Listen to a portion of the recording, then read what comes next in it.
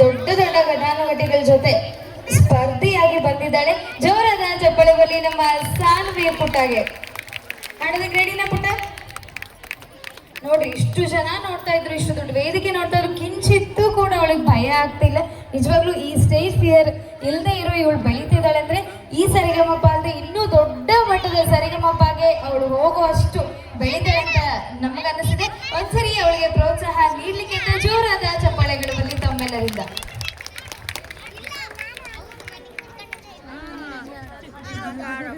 Namaste everyone, my name is Sanvi Ebai. I am studying in first standard. I am from Bangalore. My school name is RMS International School. Today I am going to see Kanadante Mayavadanu. Movie name Chalisuva Modagalu. Singer Dr. Punit Rajkumar sir.